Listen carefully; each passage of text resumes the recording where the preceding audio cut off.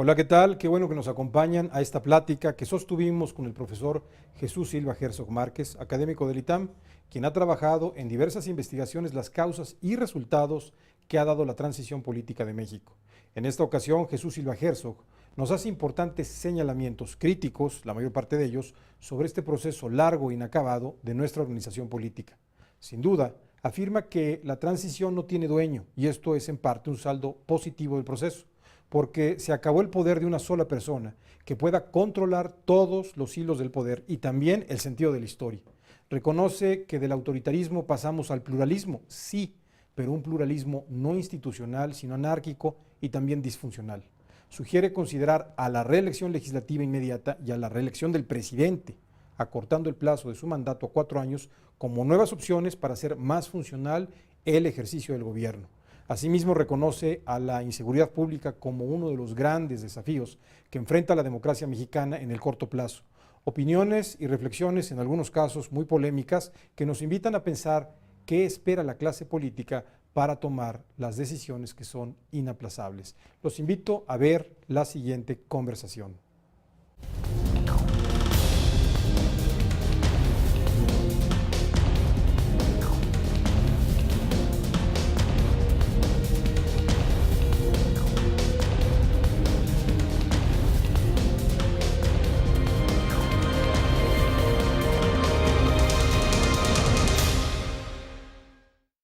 Hola, ¿qué tal? Qué bueno que nos acompañan. En esta ocasión tendremos la oportunidad de platicar con el profesor Jesús Silva Herzog Márquez, quien es un prolífico ensayista en temas de política y derecho constitucional.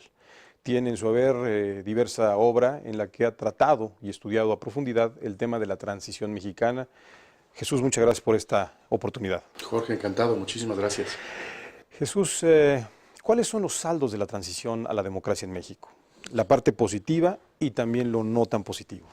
Bueno, yo creo que lo que es muy visible es que México perdió dueño con la transición. Creo que México tenía un régimen político que daba a una persona, al gran, digamos, centro de una coalición política que era el presidente de la República, un poder extraordinario, un poder que le permitía desde luego con negociaciones y con diálogo político, pero le permitía hacer y deshacer la ley, a decidir quién ocupaba los cargos públicos, a remover a los funcionarios electos, a definir qué era lo que podíamos conocer y no. Yo creo que el gran saldo positivo es que México pierde dueño, que hoy sí podemos decir que habitamos un país en donde existe esta incertidumbre, donde no hay una sola figura, una sola institución, una sola persona que pueda controlar todos los hilos de la política y de la historia mexicana. Yo creo que ese es el saldo positivo más importante que tenemos. ¿Se fragmentó el poder? Yo creo que se fragmentó, sí, efectivamente lo teníamos compacto. Estaba en un centro denso de poder que era la presidencia de la República, y ahora ese que era el núcleo del poder político efectivamente se dispersó. Encontramos nosotros poder en las regiones, encontramos poder en la legislatura, encontramos poder en los tribunales, en los medios de comunicación, en otros ámbitos. En ese sentido se fragmentó efectivamente el poder.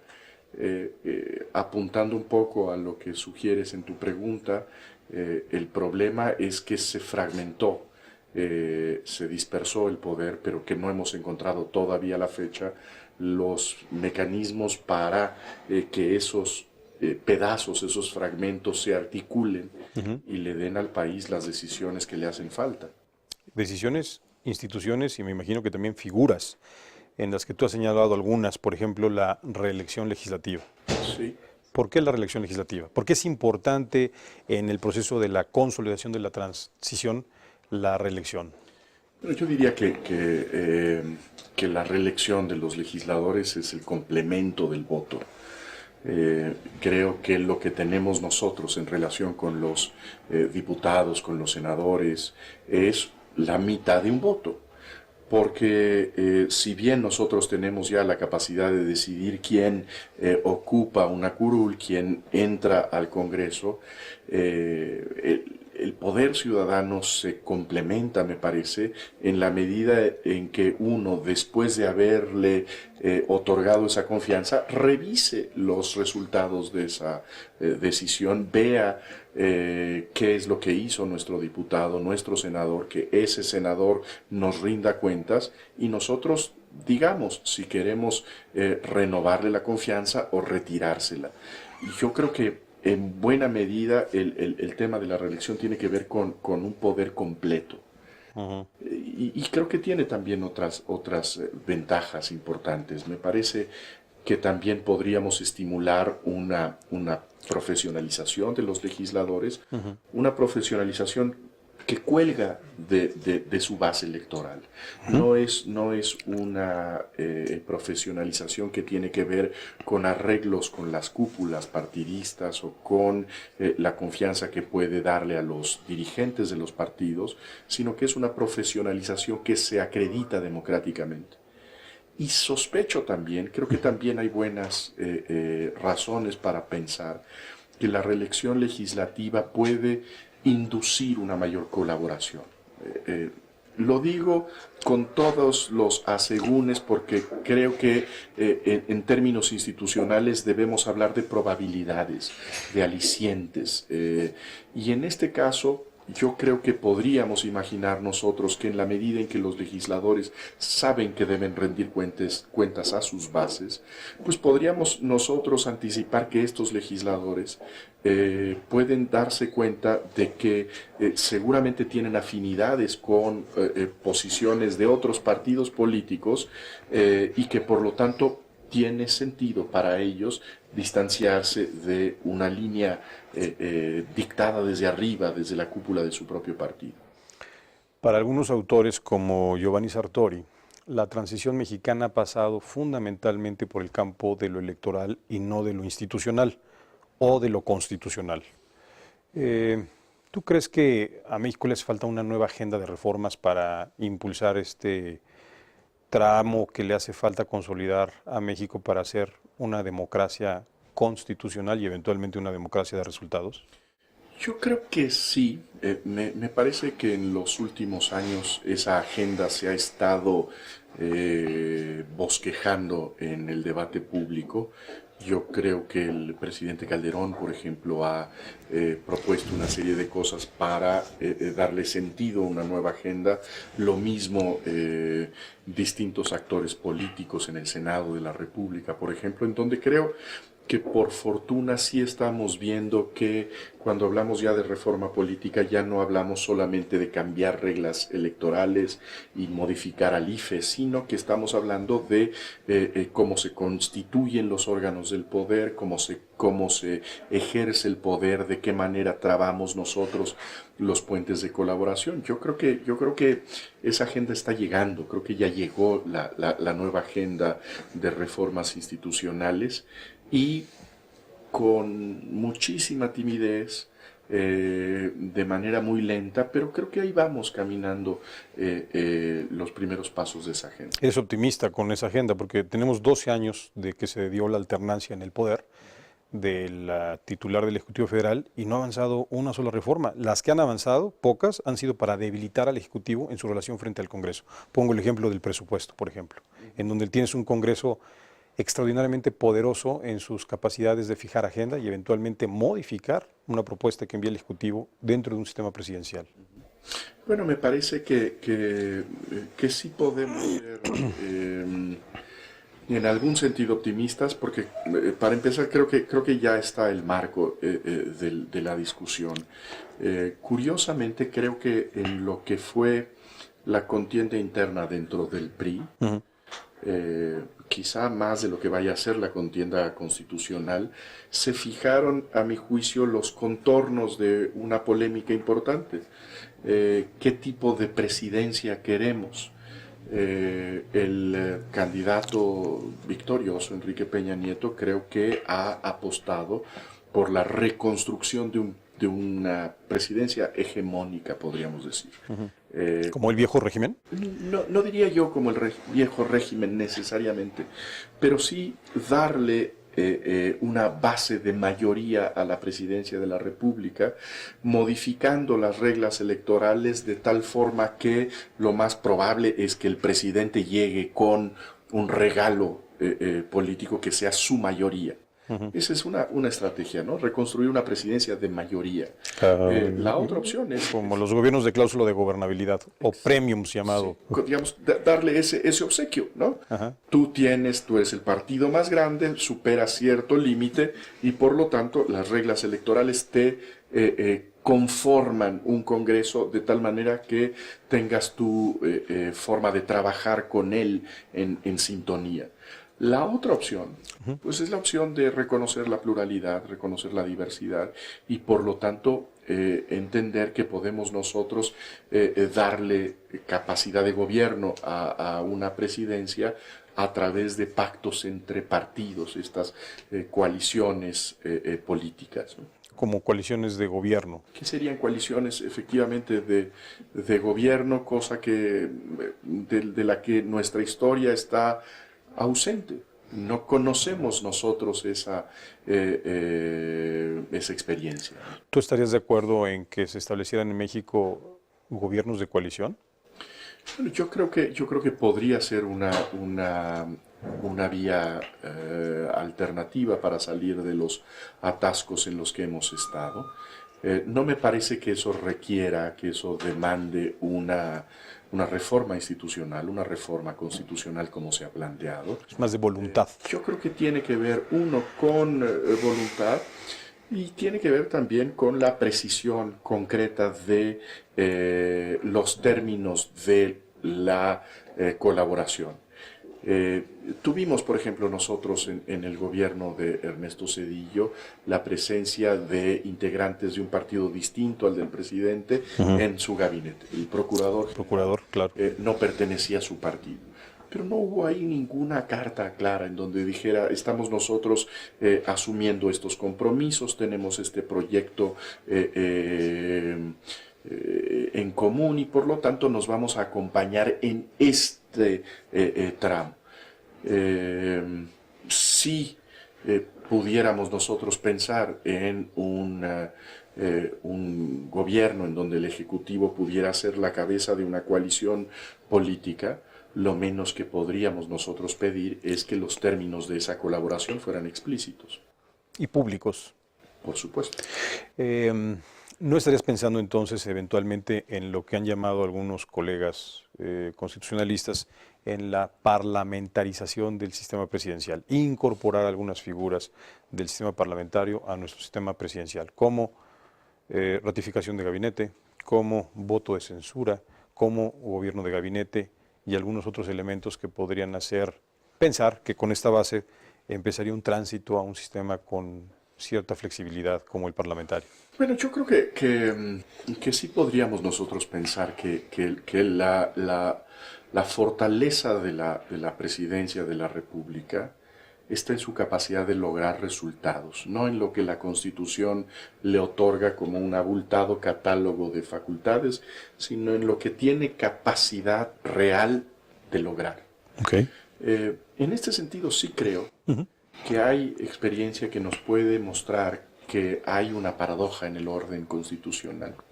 Poderes que se restringen pueden llegar a ser poderes que se concentran y poderes que se fortifican. Okay. Creo, por ejemplo, que sí tiene sentido pensar en la existencia de un proceso de ratificación de miembros del gabinete presidencial. Y lo digo por lo siguiente, el trabajo del secretario de Gobernación, la labor del secretario de Relaciones Exteriores, del secretario de Hacienda, son funciones que tienen en nuestro sistema pluralista una pierna en la Asamblea Legislativa y otra pierna en el Poder Ejecutivo. No hay forma de avanzar una agenda política, una agenda hacendaria, presupuestaria, si no hay un sentido de colaboración con el Poder Legislativo. no es el reconocimiento de esas funciones compartidas, el que tenga palabra el Congreso para la integración de un gabinete presidencial. Pues yo creo que sí. Eh, Creo en ese aspecto que, por ejemplo, si se ha reformado la Constitución recientemente para establecer que el secretario de Gobernación, con todas las restricciones, puede sustituir al presidente de la República en caso de ausencia definitiva, bueno, es aceptable que sea simplemente el funcionario que escoge a voluntad del presidente de la República sin ningún control de la representación nacional y que pueda ocupar la titularidad del Ejecutivo. Pues me parece que en ese sentido sí se requiere, lo que implicaría un agregado de legitimidad a una función tan relevante como esa.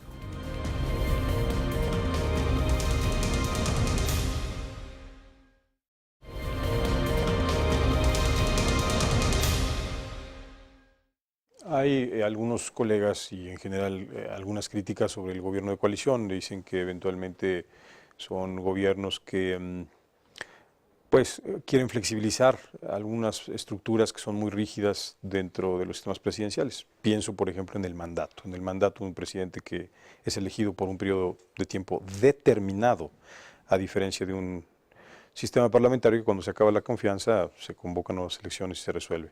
Pero hay otras críticas en donde se establece que tiene que ver algo con la cultura. ¿Estamos preparados para un sistema político que no conocemos y que los actores políticos no han practicado? Bueno, desde luego que la experiencia es muy mala asesora en términos de formación democrática en México.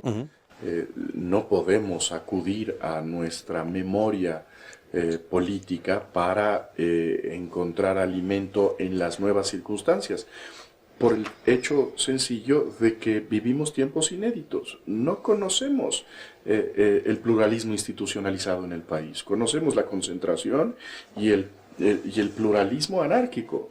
En ese sentido, creo que no podemos encontrar consuelo en cómo hemos hecho las cosas antes. Sí necesitamos innovación y sí necesitamos cierta dosis de audacia. Se puede tener un gobierno en donde haya dos partidos tradicionalmente adversarios dentro de una misma coalición política. Bueno, pues me parece que sí podríamos nosotros imaginarlo, porque también creo que hay que darse cuenta que México, dentro de los problemas que no tiene, es el hecho de que México no es un país polarizado ideológicamente. No encontramos nosotros en esta temporada electoral que estemos nosotros esté en disputa entre nosotros la extrema derecha y la extrema izquierda. No hay extremos combatiendo o buscando la presidencia de la República. Lo que tenemos son básicamente tres formaciones que son versiones distintas del centro. Un centro derecha, un centro ambiguo e indefinido, un centro izquierda.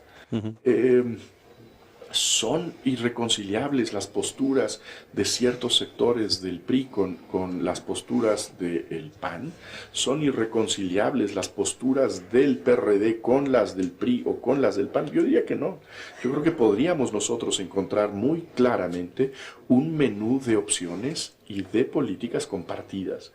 Lo que resulta, yo diría, sorprendente en estos primeros pasos de la vida democrática mexicana es cómo es que, siendo que hay tantas coincidencias, hemos tenido tan pocos acuerdos.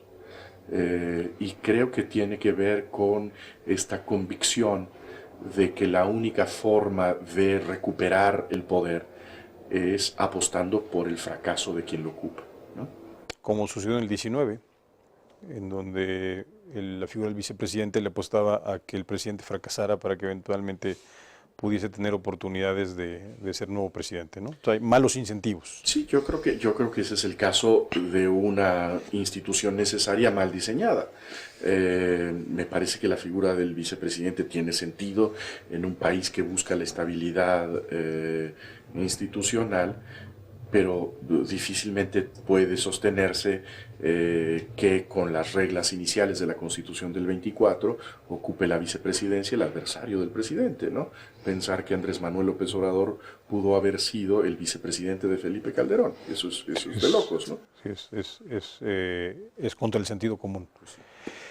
El, has sugerido incluso para los nuevos proyectos de reforma la reelección del presidente. ¿Crees que esto sería un aliciente importante para tener un sistema más estable e incluso con más eficiencia en el ejercicio de gobierno? Mira, yo creo que lo primero que yo subrayaría es que el sexenio es una eternidad política. Uh-huh.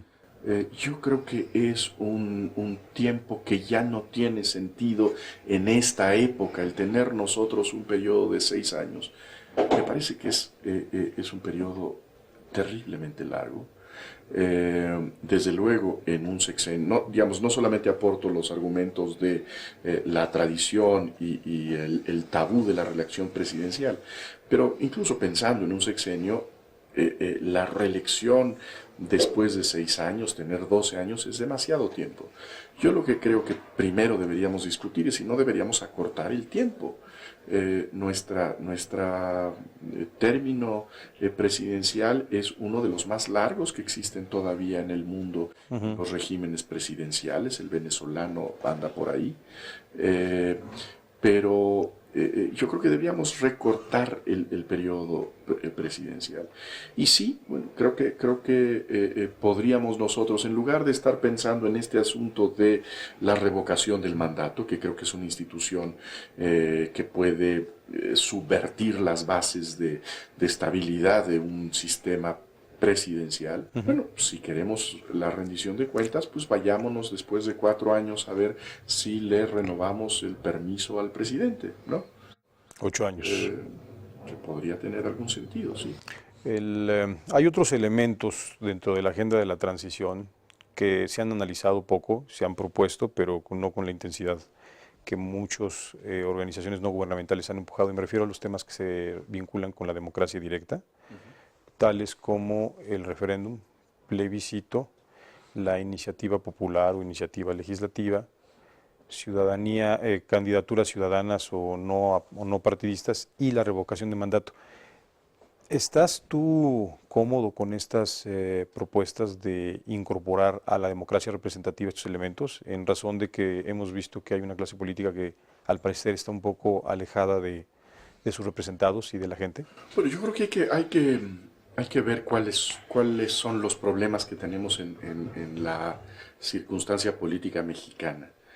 Yo creo que uno de los problemas de la democracia contemporánea mexicana es que sí se produjo una estructura de partidos muy hermética. Unos partidos políticos mimados por la ley, uh-huh. Mimados por ellos mismos. Mimados por ellos mismos, la ley la producen, la han hecho ellos, pero entonces son partidos con enormes recursos que durante mucho tiempo tuvieron el monopolio de las candidaturas, uh-huh. Que tienen abundantes caudales de dinero y protecciones frente a sus adversarios. Yo creo en ese sentido que sí hay que perforar ese globo partidocrático. Uh-huh. Sí creo que en aras de fomentar la competencia entre los partidos, formamos una costra alrededor de los partidos que no me parece muy saludable para la vitalidad de la democracia. En ese sentido, yo te diría que durante mucho tiempo fui muy escéptico de las candidaturas sin partido y hoy la veo como un ingrediente favorable para la competencia electoral. Uh-huh. Yo creo que hay que darse cuenta que es un fenómeno que está sucediendo en muchas partes del mundo.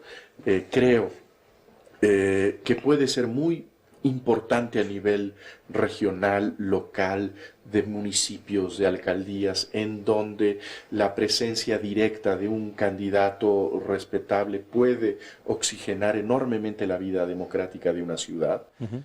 Ese es, entre paréntesis, un fenómeno que explica en buena medida la renovación urbana en Colombia.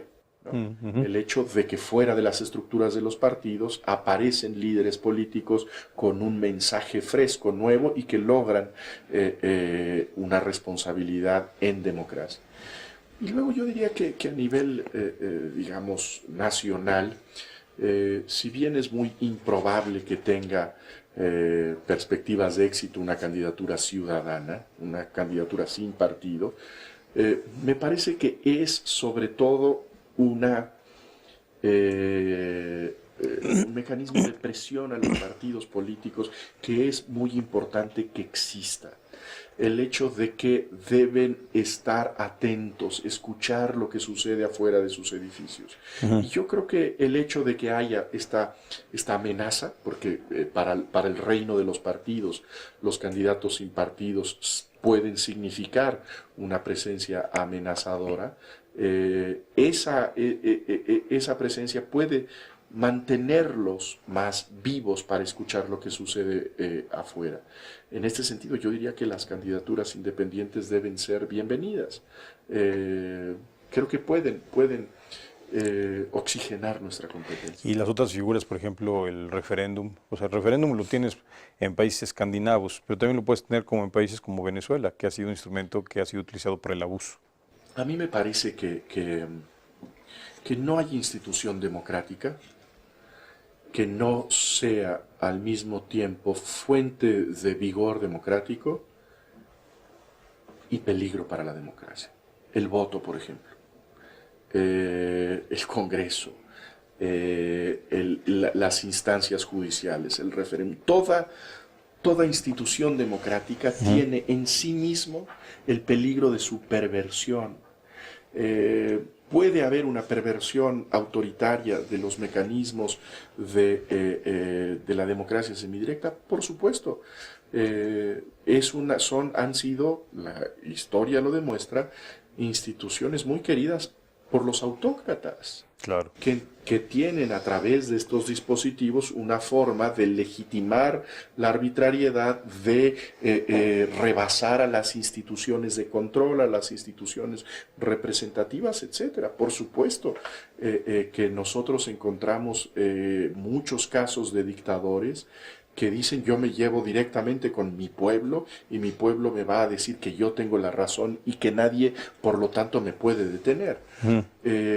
En este sentido, yo creo que hay que tener esa advertencia muy en mente.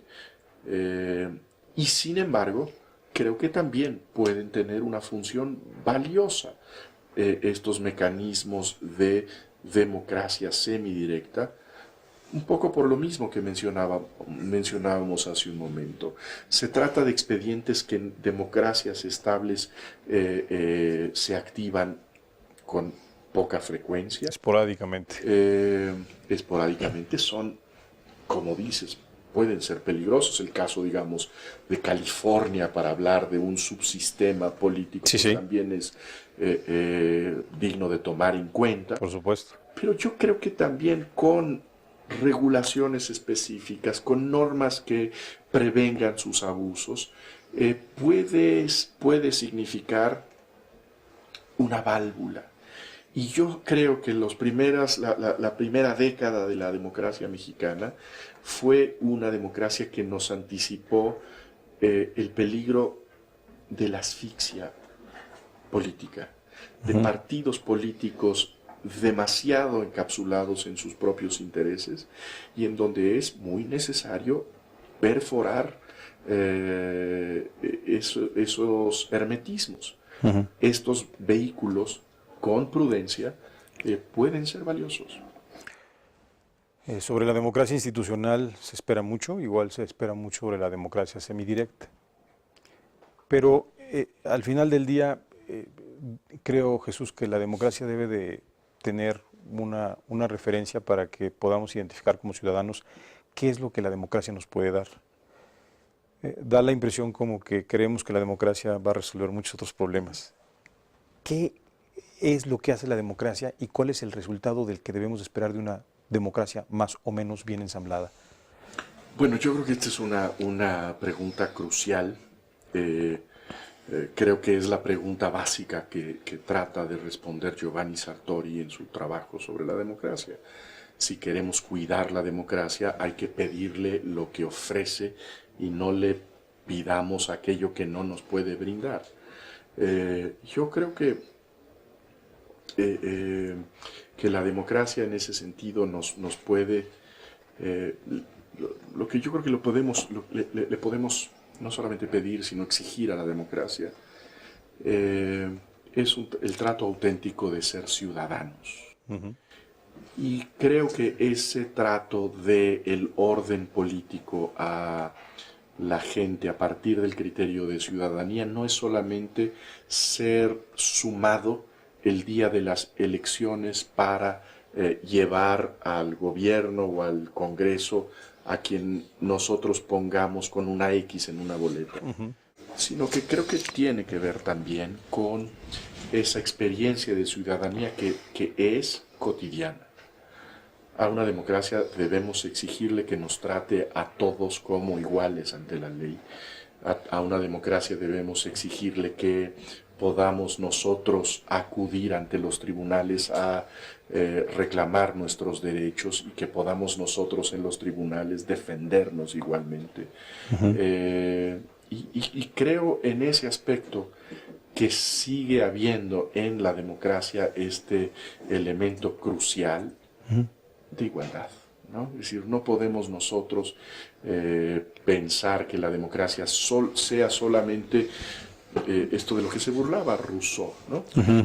Somos iguales, pero nada más el día del voto y después volvemos a ser esclavos. Bueno, yo creo que tenemos que reivindicar que la ciudadanía tiene que ser una experiencia cotidiana y en donde el Estado debe tener la corpulencia necesaria para asegurar la vigencia de nuestros derechos a plenitud.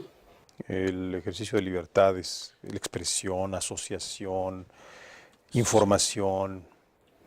Por supuesto, yo creo que debemos encontrar esta vigencia de derechos, pero creo que también los acontecimientos recientes en el mundo, lo que pasa en Europa, lo que ha sucedido en España, la indignación en muchas partes del mundo, yo creo que nos debería ser más críticos frente a una noción de una igualdad estrictamente formal. La democracia no pone pan en la mesa. No pone el pan en la mesa, es cierto, pero está enferma una democracia que no es capaz de, de expresar la voluntad de la mayoría con la fuerza que numérica y demográficamente tiene. Una democracia se pervierte en la medida en que el poder económico no encuentra en la estructura política un contrapeso. Yo creo que la democracia sigue siendo la esperanza de que haya mecanismos para moderar el poder económico en una sociedad. De lo contrario, sí tendríamos nosotros que aceptar la crítica marxista a la democracia, que es la democracia de ellos, para ellos. Me parece que debemos reivindicar esta exigencia de un plano político que es capaz de cierta autonomía frente a los intereses económicos y por lo tanto que desde esa autonomía tiene la capacidad de procurar los intereses generales de una sociedad. Yo creo que ese es uno de los desafíos cruciales de la democracia contemporánea. Creo que es lo que estamos viendo afuera de nuestras fronteras y lo vemos allá porque magnifica el drama mexicano de una política que tiene poco poder. La democracia en este aspecto sí necesita no solamente esta reivindicación de siguiendo la pauta de nuestro maestro Giovanni Sartori, no solamente la primera mitad de la palabra popular, sino también la palabra kratos, la palabra poder.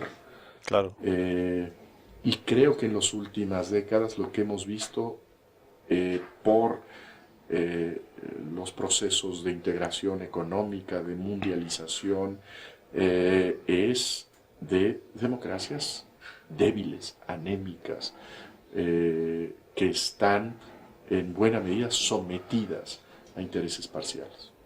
Eso en el caso, digamos, de democracias consolidadas.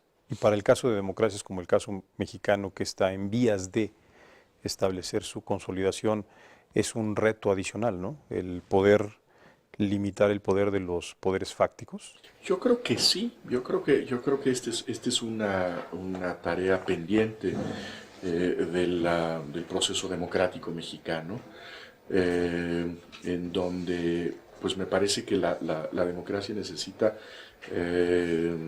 escapar de los amagos, de los chantajes, de las intimidaciones de distintos poderes políticos que tienen en muchas ocasiones sometida a la clase política.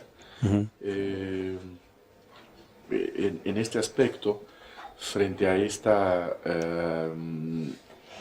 idea del Estado inevitablemente como el adversario del interés común, no ha habido momento en la historia mexicana en donde podamos afirmar más claramente que necesitamos afirmar al Estado como plataforma de aquello que nos unifica, y que por lo tanto debería ser capaz de, digamos, de afirmar este interés común por encima de los intereses parciales.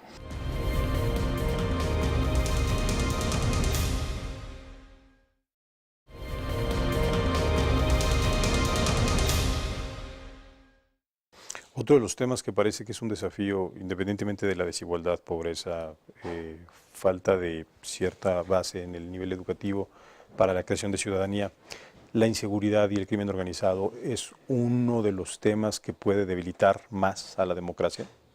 ¿Tú lo ves como un tema de agenda? Me parece gravísimo. El tema de la inseguridad me parece el tema más urgente de México. Más urgente. Yo creo que sí. Yo creo que difícilmente, no, desde luego que no es el más importante, pero en términos de urgencia, de lo que necesitamos recuperar en estos momentos, viendo la elección del 2012, es pues lo elemental que debe ofrecer la política, que es tranquilidad. Civilidad, ¿eh? Un requisito predemocrático inclusive. Antes de una exigencia democrática hay una exigencia de Estado. Y lo que vemos nosotros es una crisis muy severa del Estado mexicano. No lo exagero, no voy a decir que es un Estado fallido, porque esta es una nomenclatura, digamos, de la Guerra Fría, que justifica la intervención imperial, digamos, ¿no? Pero sí tenemos una severísima crisis de Estado en el país. El futuro de México depende en buena medida de que logremos lo que no logró la política mexicana ni en el siglo XIX ni en el siglo XX, que era darle a México un Estado con instituciones, no darle a México una tranquilidad a través de la, digamos, de la dictadura de un hombre o del autoritarismo de un partido, sino darle estabilidad a través de instituciones, de regularidad, de normas, etc. Me parece que el peligro que vive México es serio. Me parece que no podemos cerrar los ojos ante pues las amenazas alrededor del proceso electoral del 2012, y pues esta experiencia cotidiana de millones de mexicanos que están siendo intimidados constantemente, de empresarios que tienen que pagar un impuesto a los criminales para seguir con su actividad, muchos que no pueden salir con confianza de sus casas. Esta es una condición francamente dramática de la política mexicana, y creo por cierto, que ahí es donde tendría que estar el auténtico pacto de Estado en México. En este escenario, y me llama la atención porque siguiendo el hilo del discurso con el que hoy hemos platicado, no tenemos una ciudadanía todavía, digamos, en condiciones de exigir más de la democracia y un Estado en crisis. Podemos tener una consolidación democrática sin un Estado fuerte y con una ciudadanía que apenas empieza a ser ciudadanía. Eh, bueno, creo que la democracia mexicana tendrá la fragilidad de su orden legal y de la intensidad de su ciudadanía. Eh, Creo que tendremos una democracia de muy baja intensidad si no tenemos un Estado de Derecho. Tendremos una democracia de muy baja intensidad si no tenemos una ciudadanía exigente que participa, que demanda y que también vive sus derechos plenamente. Yo creo que estos son los problemas. En este sentido, Jorge, yo creo que, eh, pues que nos hace falta para comprender nuestra circunstancia, ubicar los adjetivos de nuestra democracia. ¿Se puede tener una democracia sin demócratas? Me refiero a la clase política en especial, no a los ciudadanos, no a la clase política. Bueno, yo creo que digamos, la apuesta democrática en algún sentido es que la democracia existe a pesar de Las resistencias. las resistencias de los actores políticos que tenderán a hacer todo lo que las reglas y los alicientes les permiten hacer, ¿no? Yo creo que podríamos tener una democracia sin demócratas con la calidad que eso nos ofrece. Yo lo que creo es que lo que necesitamos más que, digamos, esta exigencia es encontrar una clase política de responsabilidad, ¿no?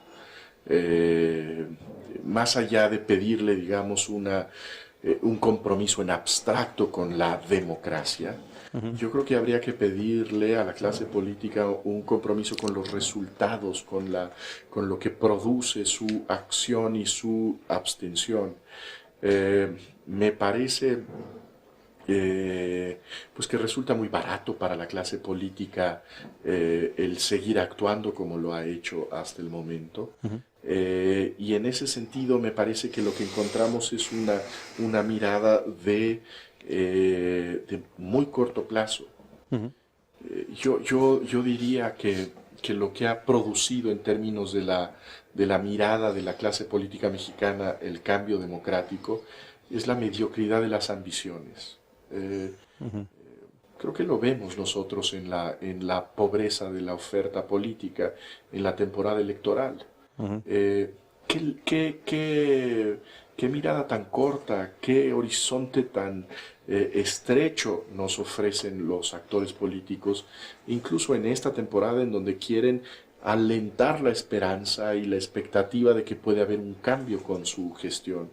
La democracia mexicana en este sentido, y creo que eso, a diferencia de lo que ha sucedido en otras latitudes, no nos ha abierto una ventana para poder ver lo que antes estaba clausurado, sino que curiosamente nos ha restringido la imaginación, ha limitado lo que pensamos posible y creemos de una manera lamentable que los intereses reales, los poderes reales establecen prohibiciones absolutas y que la clase política tiene que empezar desde la abdicación, el decir esto lo necesitamos pero no lo podemos lograr, esto hace falta para el país pero hay ahí un interés en medio tan poderoso que no lo quiero lastimar ni con el pétalo de una rosa.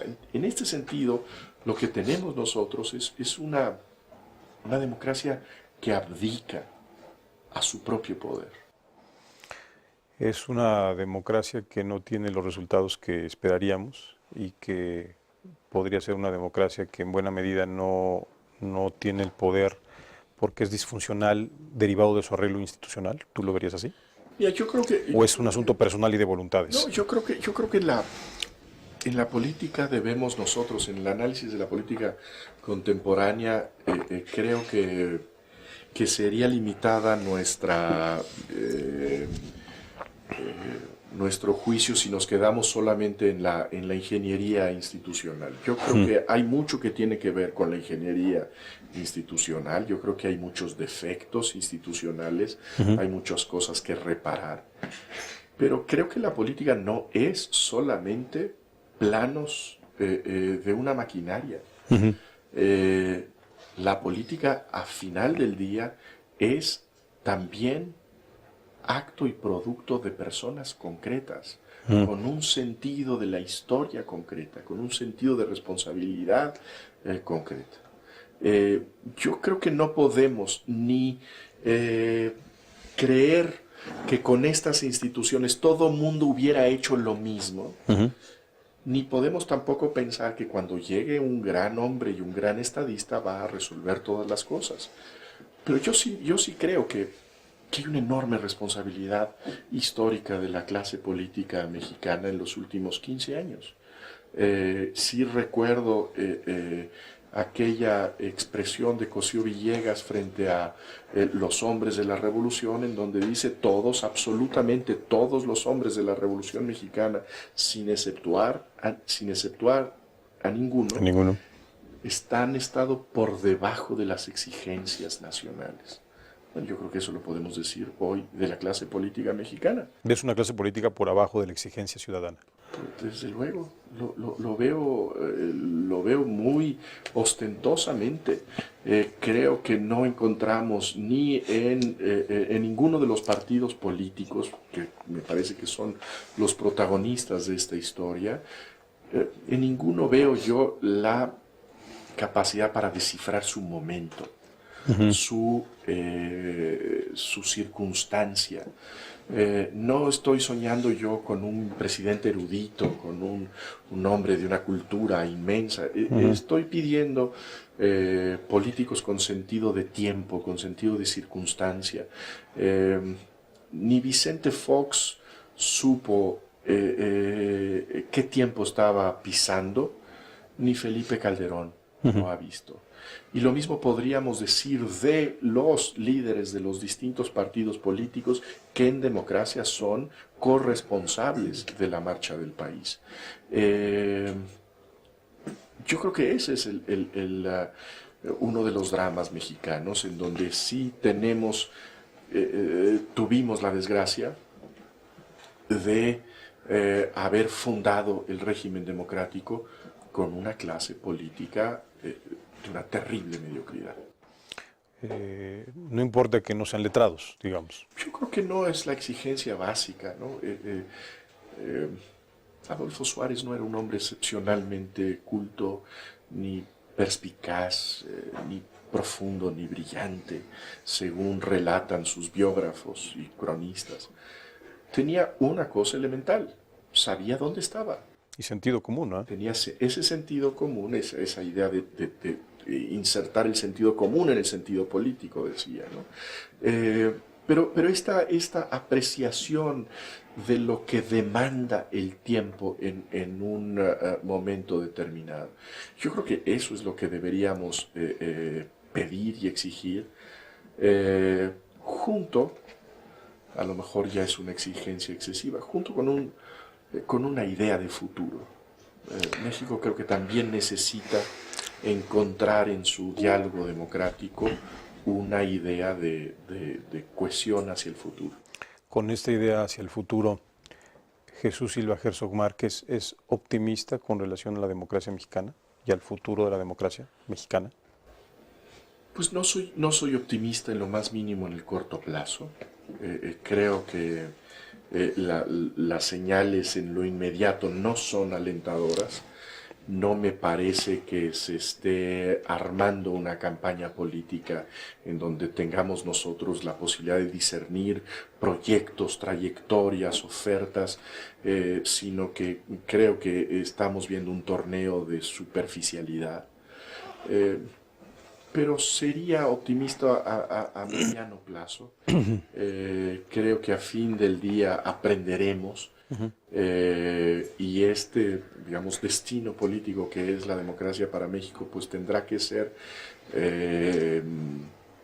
ocupado, usando la palabra del momento, ocupado por la sociedad y por la clase política para ofrecernos resultados, estas decisiones que pudieran darle a México el futuro que merece.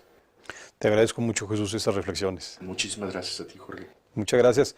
Y a usted, estimado amigo, muchas gracias por acompañarnos. Nos vemos en una próxima ocasión. Hasta entonces.